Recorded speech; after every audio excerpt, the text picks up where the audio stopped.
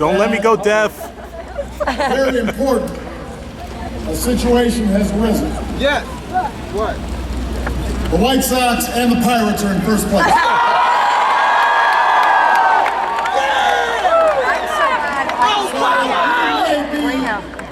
In the World Series together. We love each other, we can root for each other until we get to the World Series. We gonna win that though. I know it's hot. I know you guys have been waiting a while. So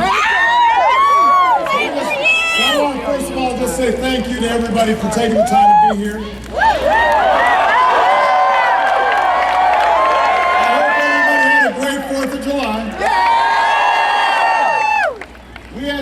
Over for a barbecue. Hey, you ain't invite me! Had some fireworks. It was also Malia's birthday on the 4th. She is now 14 years old. Wow! By too quick. Well, I used to be able to convince her that all these fireworks were for her. But she no longer believes me. But she sends her love, and Michelle and Sasha and Bo all say hi. Now some of you may know that we've been on the bus tour for the last couple of days. I've been traveling through Ohio. We just came out from Beaver, Pennsylvania. And everywhere I go, people have said, Mr. President, you're getting too skinny, you need to eat. And so we've been eating a lot. And I've had a chance to talk to folks everywhere I go. And people are aware of the fact that we're now in full campaign swing. Yeah! 2012, and I know that sometimes modern campaigns aren't pretty to watch. Because basically so much of it involves millions of dollars on television. Yep. Most of the ads are negative. And at a certain point, people get discouraged and start feeling like nobody in Washington's listening to what's going on to ordinary folks all across the country. But I've got to tell you, despite the cynicism, despite the cynicism and the negativism, what I think about is my first race. What I think about is my first race, and this is when I was first running for state senate. I couldn't afford television commercials. And Michelle and I, we used to go door to door and pass out flyers that we had printed out in Kingdom. And we had our friends and our family members, and we'd march in 4th of July parades. And it was hard work. And I didn't have Air Force One back then. But when I think about my first race, I think about why I got into politics. And the reason I got into politics was because this country has blessed me so much. And I thought about my own family, how my grandfather fought in Pan's Army in World War II while my grandmother was back home working on a bomber assembly line. And when my grandfather came back, he was able to go to college on the GI Bill. Wow. Excellent. And they were able to buy a home through the FHA. And then I thought about my single mom, because my dad left when I was very young, and how, despite all the struggles, she was able to get a great education, because that's the kind of country this was. And she was able to pass on a great education to me and my sister. And then I think about Michelle's mom. And the fact that Michelle's mom and dad, they didn't come from a wealthy family. Michelle's dad, he worked a blue-collar job at the sanitary plant in Chicago, and my mother-in-law, she stayed at home until the kids got older, and she ended up becoming a secretary, and that's what she worked at most of her life, as a secretary at a bank. So none of us came from privileged backgrounds. None of us had a lot of wealth or fame. But what we understood was that here in America, you can make it. Woo! No matter what you look like, you can make it. No matter where you come from, you can make it. No matter what church you worship at, no matter what region of the country, if you were willing to work hard, you will make it. If you were willing to take responsibility for your life, you could make it if you tried.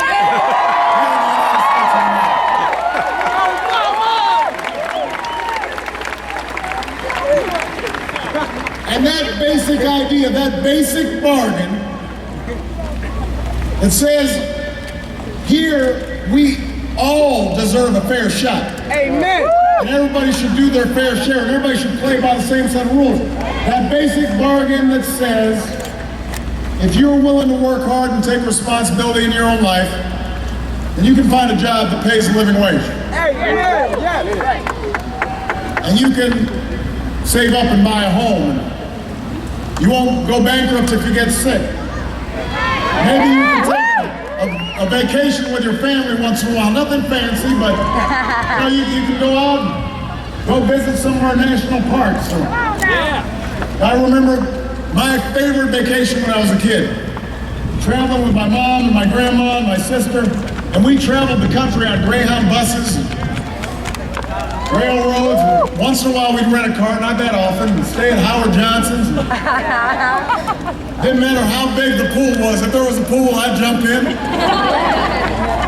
I was 11 years old and I was excited just to go to the vending machine and get the ice bucket and get the ice. And then the chance to retire with dignity and respect.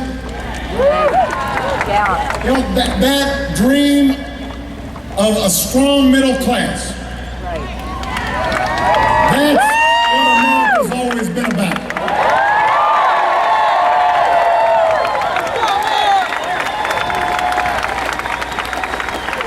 That's what led me to get into public service. That's what led to my first campaign, was making sure that access to that middle class, that growing, thriving heartbeat of America, that was available for everybody.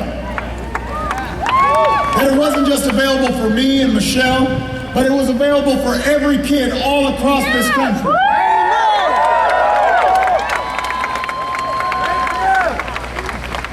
And that's what led me to run for President of the United States.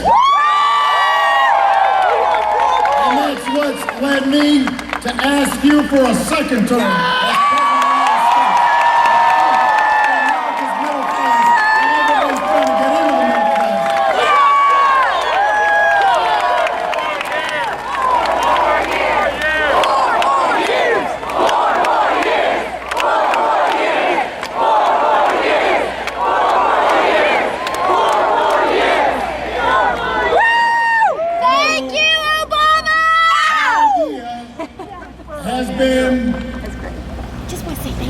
Getting battered a little bit over the last decade.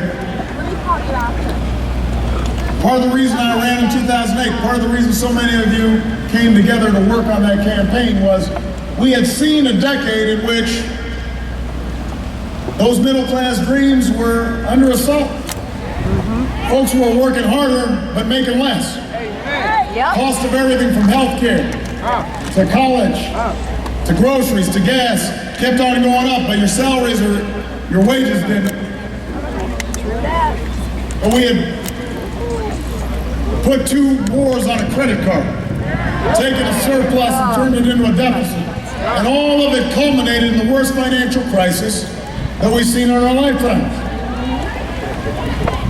So what we came together to do in 2008 was start this process, this painstaking, laborious process to turn this country back towards those core values. To turn this country back towards our best selves and our best ideals.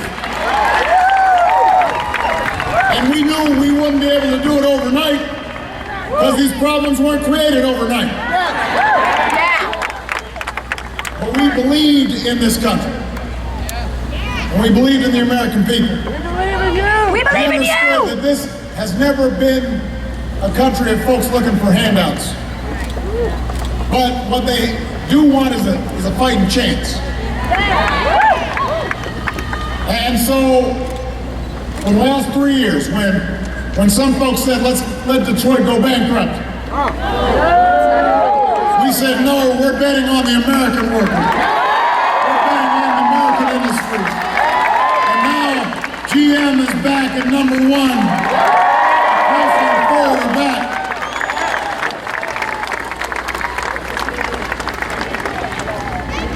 And we started to see manufacturing come back to our shores. More manufacturing jobs created than any time since the 1990s. We saw people go back and get retrained for jobs. Sometimes getting jobs in the future, advanced manufacturing, new technologies, and clean energy. We've seen small businesses who almost had to shutter their doors during the crisis, but sometimes the owners didn't take a salary because they wanted to keep their folks working, and somehow, the inch by inch, yard by yard, mile by mile, they've been able to come all the way back and are now starting to hire workers again. Over 4.4 million jobs created over the last 2.5 years. Over 500,000 manufacturing jobs. So we've been fighting back, but what we all understand is that we've got so much more to do. Yes! Yes! Too many of our friends and family members and neighbors are still out of work. Too many folks still are seeing their home property values underwater. Yes! And so the question for all of you at this moment is, how will we determine our direction, not just for the next year, not just for the next 5 years, but for the next decade, the next 2 decades? Because this election is not just about 2 candidates or 2 parties. It's about 2 fundamentally different visions of where we take America. And the stakes could not be higher. And ultimately, the way we're going to make this decision is you. There's a stalemate in Washington right now because there are 2 different visions of how we have to move forward. And you've got to break that stalemate. So let me just very briefly tell you what the choices are. You've got Mr. Romney and his allies in Congress. And their basic vision is one that says we're going to give $5 trillion of new tax cuts on top of the Bush tax cuts. Wow! Most of them going to the wealthiest Americans. Wow! They won't be paid for, or if they are paid for, they'll be paid for by slashing education funding. Making college loans more expensive. Or eliminating support for basic science and research, the kind of work that's done right here at Carnegie Mellon. Or making Medicare a voucher system. So that's one part of their plan. And the second part of their plan is, let's eliminate regulations.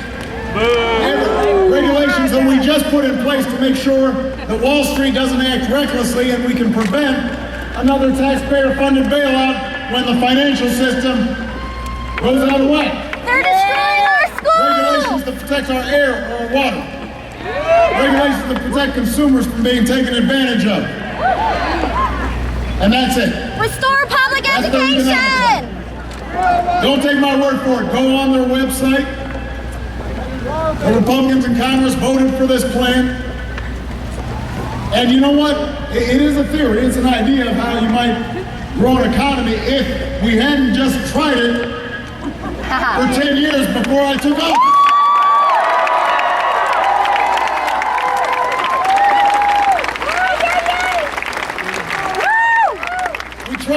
didn't work.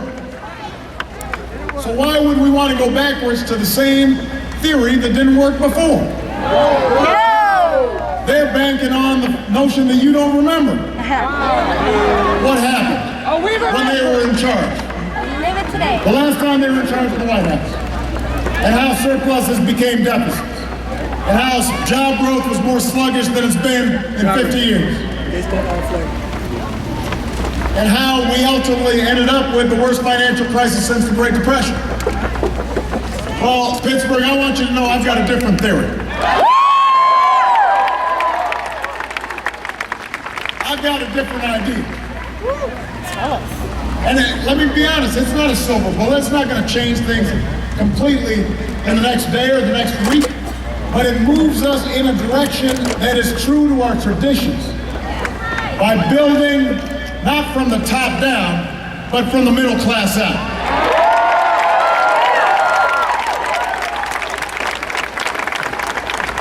It's a vision that says we don't need to just bring automaking back. We can bring manufacturing back to America. We can invest in advanced manufacturing research like being done right here at Carnegie Mellon. And we can change our tax code to make sure, instead of giving tax breaks to companies that are shipping jobs overseas, let's give those tax breaks to companies that are invested right here in Pittsburgh, right here in Pennsylvania, right here in the United States of America. That's my vision for the future. My vision is one that says we've got to invest in our young people so they get the best education in the world.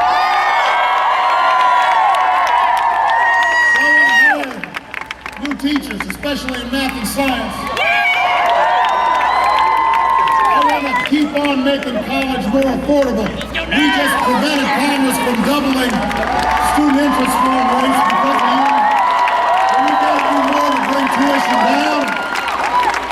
Go Pennsylvania! And give 2 million more Americans the chance to study at community colleges and get the job training they need for the jobs of the 21st century, because a higher education is not an economic luxury. It is an economic necessity. And I'm committed to making sure everybody gets that chance for the skills and the trainings they need to succeed. My vision says we ended the war in Iraq as I promised. We're winding down the war in Afghanistan.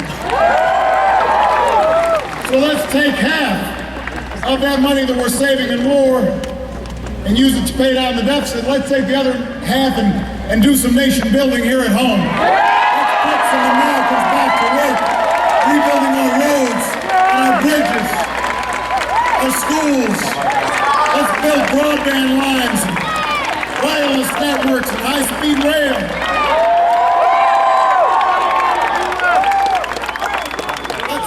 In the basic science and research that helped to send a man to the moon and create the internet. That's what makes America great. We are innovators and risk takers. I believe in an America in which we control our own energy future. We're producing more oil than we have in the last 8 years. We're importing less, but we can do so much more. We've got to bet on not just an oil industry that's already profitable. We got to bet on a clean energy industry of solar and wind that can create jobs and help our environment and free ourselves from dependence on foreign oil. And I've got a vision that believes that everybody, all families who are responsible should be able to have the basic security of health care.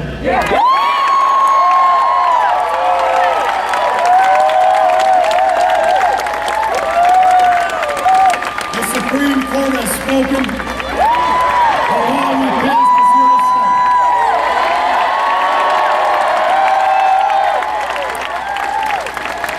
If you have health insurance, the only thing that changes for you is you're more secure, because insurance companies can't drop you when you get sick.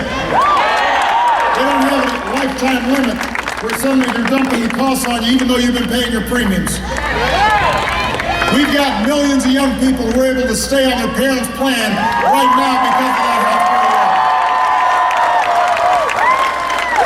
We've got millions of seniors who are seeing cheaper prescription drugs. And if you don't have health insurance, we're going to help you get health insurance.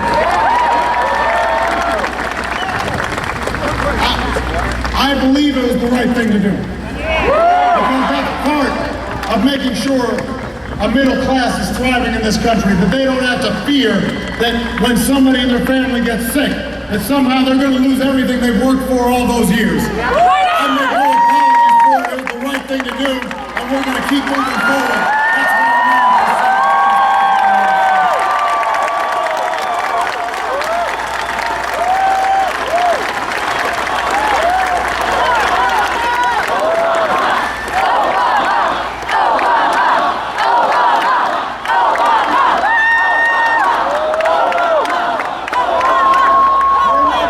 That's what a vision that somehow thinks when a few wealthy investors do well, that everybody does well. So you know what? We need to deal with our deficit. We need to deal with our debt. And part of America's character is the understanding the government can't solve every problem. We don't expect it to. Some folks can't be helped if they don't want to help themselves. Not every government program works. We've already cut $1 trillion in spending that wasn't helping families succeed. And we'll do some more, but you know what? We are not just going to cut and balance the budget on the backs of middle-class families asking them to pay more taxes. Asking them to suddenly not get help when it comes to sending their kids to college. I think we can ask wealthiest Americans to do a little bit more. We need to have a tax code where secretaries aren't paying a lower tax rate than their bosses. And you know what? The good news is there are a lot of Americans all across the country, very successful Americans, who agree with me on this. They understand the only reason they succeeded was somebody helped them. Didn't give them a handout, but gave them a hand up.